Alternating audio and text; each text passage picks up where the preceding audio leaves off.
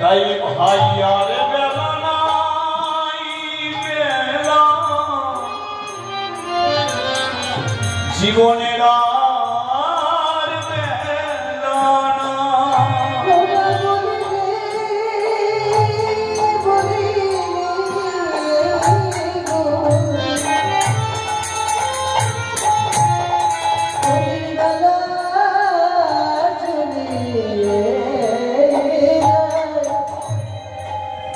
চলে যখন যেতে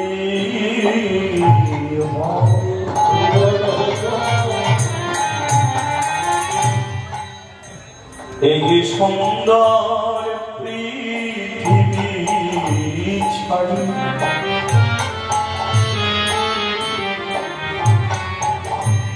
আর সময় বুঝি নাই যাবার সময় বুঝি আমাদের যায়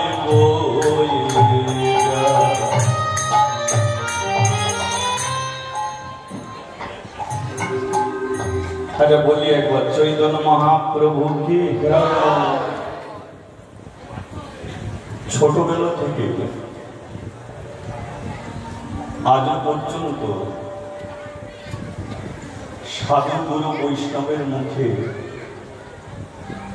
একটা কথা সত্য বলে জেনে এসেছি, সেটা হলো পূবের গগনে যখন সূর্য ওঠে ওটাকে আমরা বলি সকাল, তাই তো? আর পশ্চিম গগনে সূর্য ডুবে গেলে আমরা বলি ওটা সন্ধ্যা।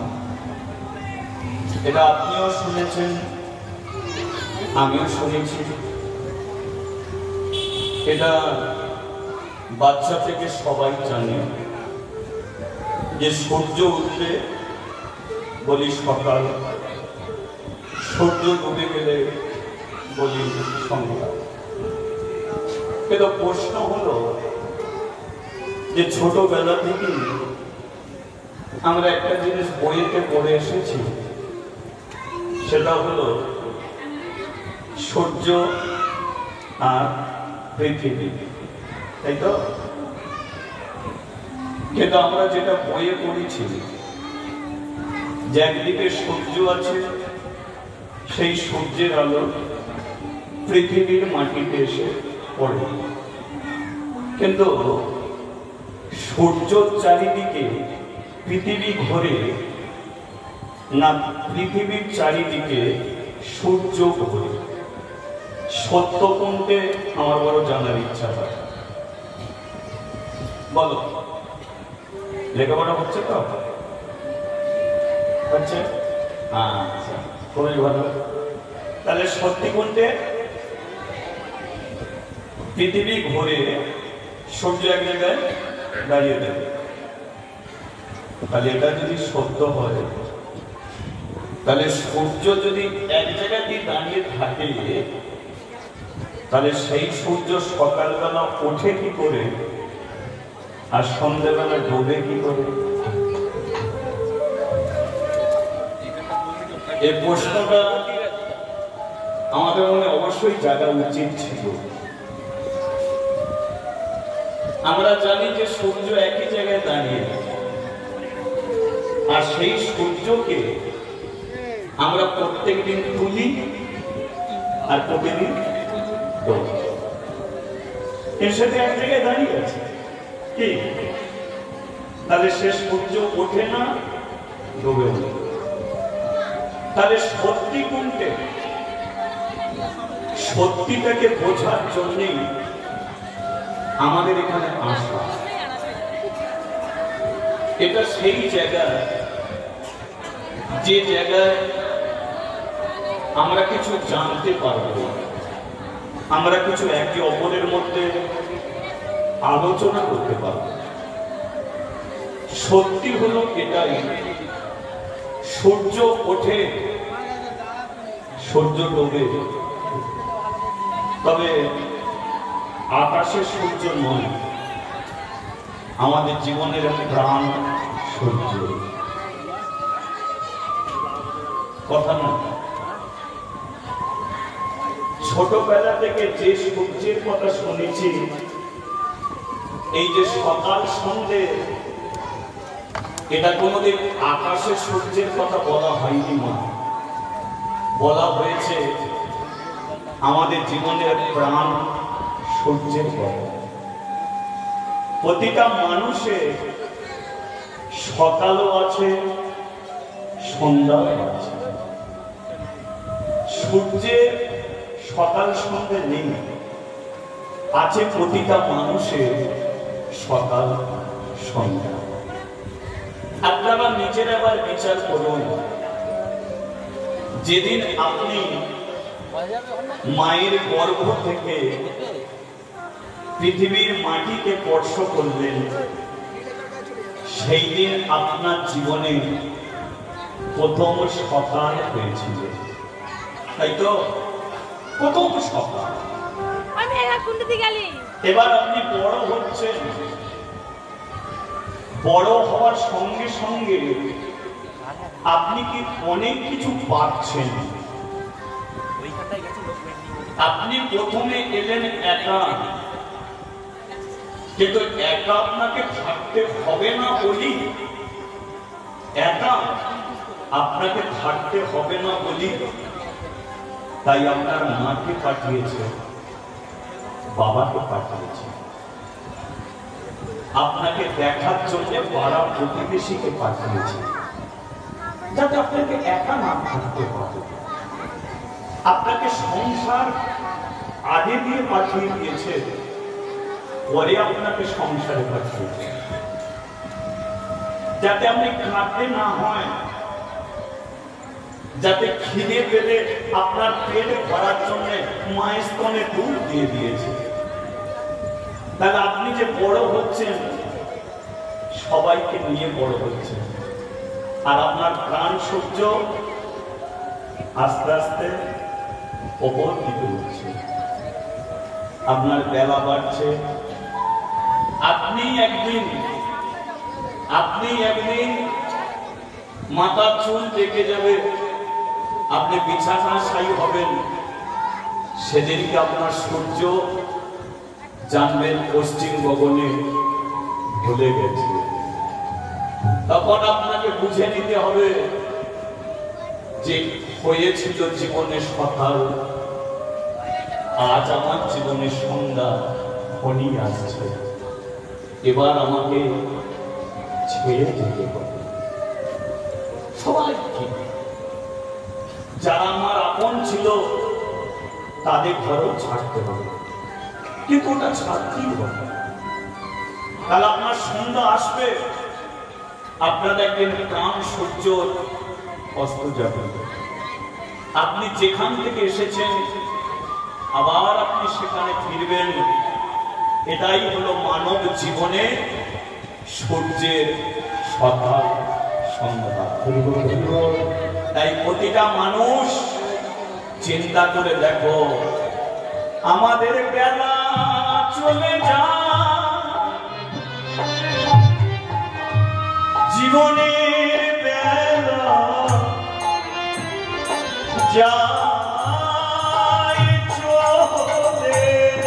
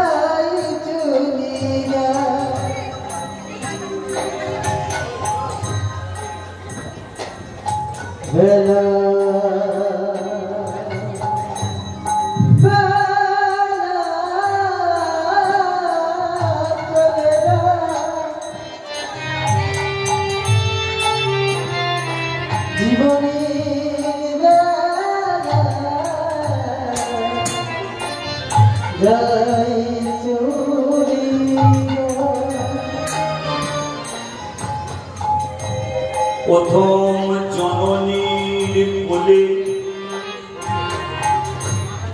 স্তনপান কৌতূহলে আমরা অজ্ঞানে ছিলাম কতদিন।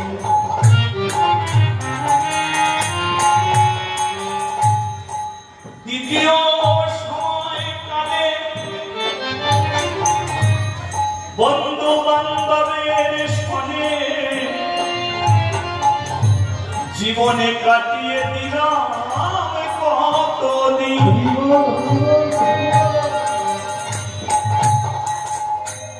তৃতীয় সময়কালে সংসারের বাঁধনে পড়ে কত যন্ত্রণা কত কষ্ট সহে গেলাম জীবনে কতদিন।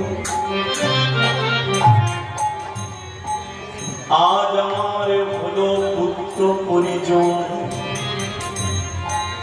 কিন্তু আমার বেলা বেলা বেলা আমার যে বেলা চলে গেল। তাই চলে যখন যেতে হবে আমাদের যাবার বেলা এই বদন যেন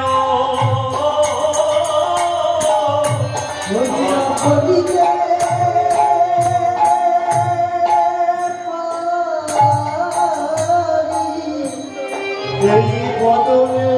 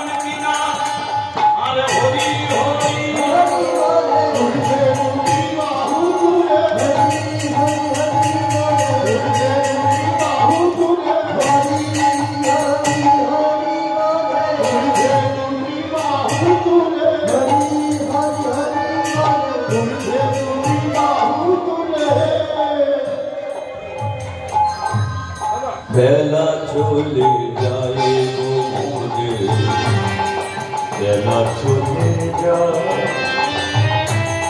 বেলা চলে যায় মোরে, বেলা চলে যায়,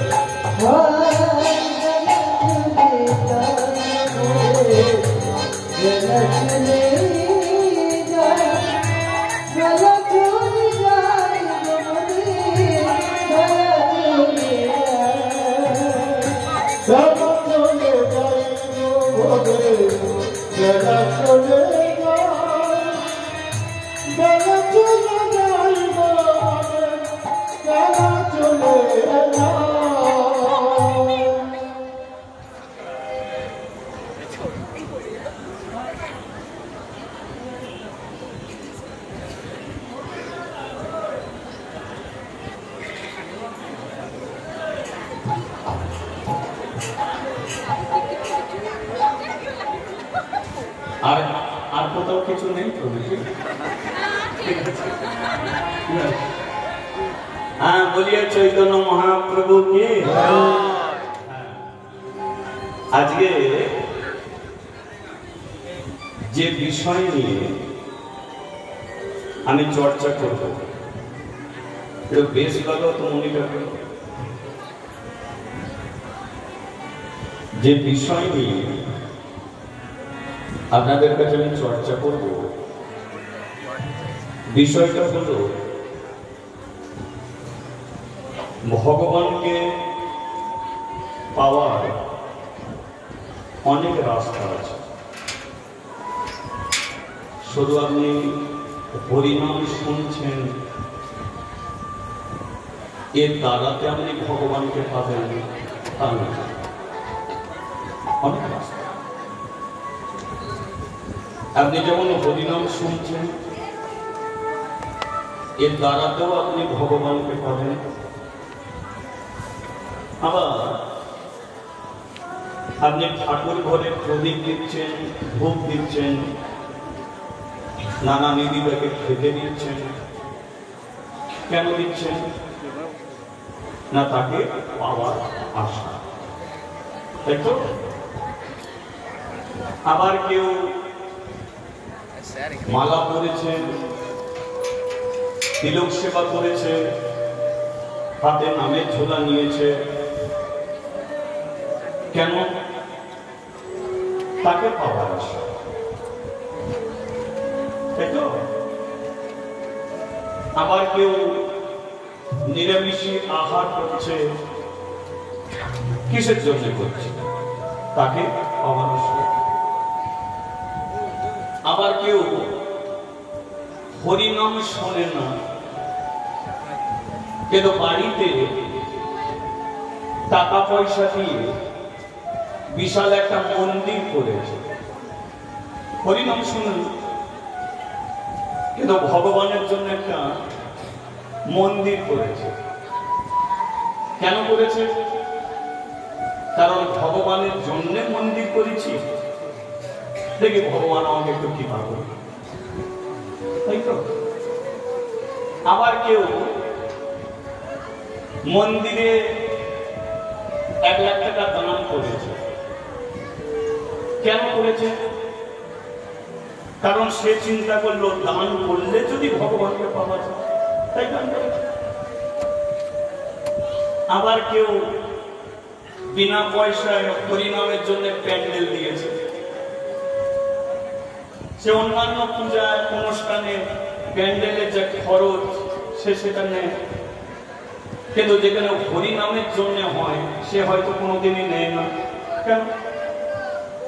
সে জানে আমার প্যান্ডেলের দ্বারায় ভক্তরা যদি ছাতার মতো ঠান্ডা পায়, দেখি ভগবান আমাকে কৃপা করবে। আবার কমিটি গঠন করেছে, কমিটির মানুষ হরিনাম শুনতে পারে না, কিন্তু তারা তো শোনাবার জন্য আয়োজন করেছে। তাহলে কেন করেছে? তারা কাজকর্ম ছেড়ে দিয়ে মানুষদের হরিকথা শোনাবার জন্য হরিবাসর করছে। তাহলে কিসের জন্য? তাকেই পাওয়ার আশা। তাহলে কি একটা রাস্তা দেখা গেল? তাকে পাওয়ার জন্য হাজার হাজার রাস্তা আছে। আবার নিজে কোনোদিন ভালো মন্দ খায় না, কিন্তু অপরকে সে ভালো মন্দ খাওয়াতে ছাড়বে। সে জানে যে খেয়ে আনন্দ নয়, খালি আনন্দ। নিজে কোনোদিন নেয় না, কিন্তু গরিব দুঃখীদের দিতে সে ছাড়ে না। সে জানে নিয়ে আনন্দ নয়, দিয়ে আনন্দ। তাহলে এত কিছু যে করছে কিসের জন্য? মূলত একজন, তাকে পাওয়ার জন্য। তাহলে এতগুলো রাস্তা আপনাদের মাঝখানে আমি খুলে দিলাম। সব রাস্তাতেই ভগবানকে পাওয়া যায়, কিন্তু সব রাস্তার মাঝখানে এমন একটা জিনিসকে যোগ করে রাখতে হবে, তার দ্বারাতে তুমি ভগবানকে পাবে। তুমি লোক খাও, কিন্তু যোগ রাখতে হবে সেই জিনিসটা। তুমি হরিবাসর করো, কিন্তু হরিবাসর করার সঙ্গে সঙ্গে যোগ সেটাকে রাখতে হবে। তবে তুমি যে কোনো দ্বারাই ভগবানকে পাবে। সেটা করতে জানে একমাত্র ভক্তি। কি বললাম? ভক্তি। বাবার টাকা আছে, তুমি লোক খাওয়াচ্ছ, কিন্তু ভেতরে অহংকার। খেতে পাবে ভগবান। মালা করেছ, তিলক সেবা করেছ, সব করেছ, ভেতরে একটা বৈষ্ণবের অহংকার হবে। হরি নামে শুনতে বসেছ, আমার মতো কেউ শুনতে পারে না, ওকে অহংকার হবে কি? তাহলে যাই করো, সবার মাঝখানে তুমি ভক্তিটাকে রাখো। কারণ ভক্তি যদি থাকে, তাহলে কোন মানুষ সবকিছু ছেড়ে গিয়ে যদি বাঁশ বাগানে দাঁড়িয়ে থাকে, আমি ভগবানকে পাবো, হরিবাসরে যাব না, তীর্থস্থানে যাব না, কোন একটা বাঁশ বাগানে গিয়ে দাঁড়িয়ে আমি চোখের জলে ভগবানকে ডাকবো, 100% গ্যারান্টি। ভগবান সবকিছু ছেড়ে দিয়ে সেই ভক্তকে দেখার জন্য বাঁশ বাগানে গিয়ে তিনি দাঁড়িয়ে থাকবে। কিসের জন্য? একমাত্র ভক্তি। ঠাকুর ঘরে 5 কিলো সন্দেশ দিয়ে সেবা দিয়েছ, ভগবান কোনোদিন সেদিকে তাকায় না, তাকিয়ে দেখে কতটুকু ভক্তিতে তুমি আমাকে দিতে। তুমি যদি ভক্তিতে কলার খোসা যদি দাও, ভগবান সবকিছু ছেড়ে দিয়ে কলার খোসাকেই সে তৈরি করে দিতে। তাই তো এক ভক্ত ফাঁকা মাঠে দাঁড়িয়ে কাজ করছে, প্রচন্ড রোদ উঠেছে, হঠাৎ ওই রাস্তা দিয়ে ভগবান শ্রীকৃষ্ণ যাচ্ছে। ভক্তটা দেখতে পেয়েছে, দেখতে পেয়ে বলল, ঠাকুর একটু দাঁড়াও না, আমি মানুষ, কর্মময় জগতে এসেছি, আমাকে কর্ম করতেই হবে, আর কাজ করলে শরীরে ঘাম দেবে, কিন্তু তুমি তো ভগবান, তুমি ফাঁকা মাঠ দিয়ে হেঁটে হেঁটে যাচ্ছ, তোমার শরীরে এত ঘাম দিচ্ছে, বড় কষ্ট হচ্ছে, এক কাজ করো না, পাশেই আমার বাড়ি, ওই বাড়িতে চলো, আমি একটু পাখার বাতাস করবো, দেহটা একটু ঠান্ডা হবে, তারপরে তুমি আবার যাবে। ভগবান বলল, দেখো আগে যে আমাকে ডাকে আমি আগে তার কাছে যাব। তোমার যে বাড়িতে যাবো না তার নয়, আমি যাবো, তবে আমাকে তো আগে একজন ডেকেছে, আগে আমি তার কাছে যাই, পরে তোমার কাছে আসো। ভক্ত বলবেন না, এক কাজ করো, আমার গায়ে এই গামছাটা আমি বিছিয়ে দিয়েছি,